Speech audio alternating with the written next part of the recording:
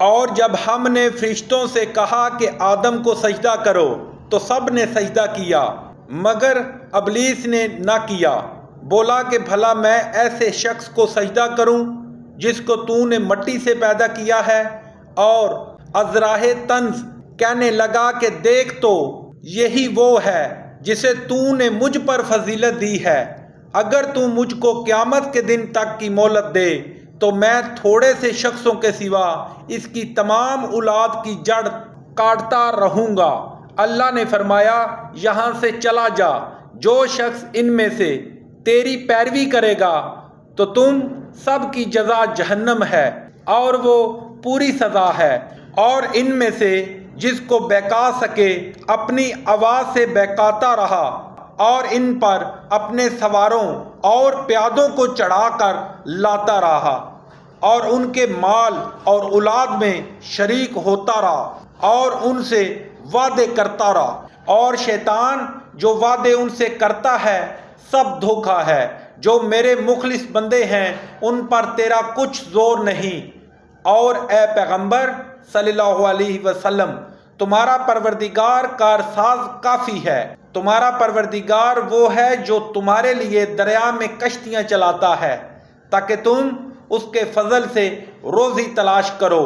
بے شک وہ تم پر مہربان ہے۔ اور جب تم کو دریا میں تکلیف پہنچتی ہے یعنی ڈوبنے کا خوف ہوتا ہے تو جن کو تم پکارا کرتے ہو سب اس پروردگار کے سوا گم ہو جاتے ہیں، پھر جب وہ تم کو ڈوبنے سے بچا کر خشکی کی طرف لے جاتا ہے تو تم منہ پھیر لیتے ہو، اور انسان ہے ہی ناشکرا۔ کیا تم اس سے بے خوف ہو کہ اللہ تمہیں خشکی کی طرف لے جا کر زمین میں دھنسا دے، تم پر سنگریزوں کی بھری ہوئی آندھی چلا دے، پھر تم اپنا کوئی نگہبان نہ پاؤ، یا اس سے بے خوف ہو کر تم کو دوسری دفعہ دریا میں لے جائے، پھر تم پر تیز ہوا چلائے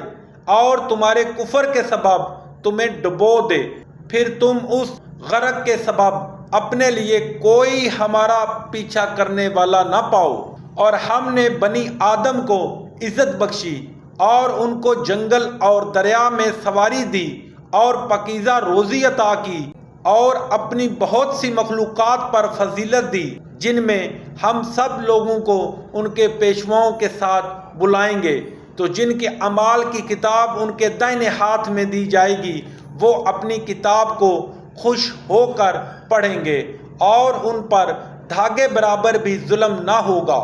اور جو شخص اس دنیا میں اندھا ہو وہ آخرت میں بھی اندھا ہوگا اور نجات کے رستے سے بہت دور۔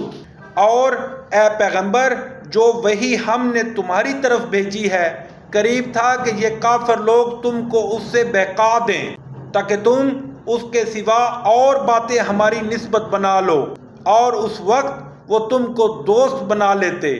اور اگر ہم تم کو ثابت قدم نہ رہنے دیتے تو تم کو کسی قدر ان کی طرف مائل ہونے ہی لگے تھے۔ اس وقت ہم تم کو زندگی میں بھی عذاب کا دونا اور مرنے پر بھی دونا عذاب چکھاتے، پھر تم ہمارے مقابلے میں کسی کو اپنا مددگار نہ پاتے۔ اور قریب تھا کہ یہ لوگ تمہیں زمین مکہ سے پھسلا دیں تاکہ تمہیں وہاں سے جلا وطن کر دیں، اور اس وقت تمہارے پیچھے یہ بھی نہ رہتے مگر کم۔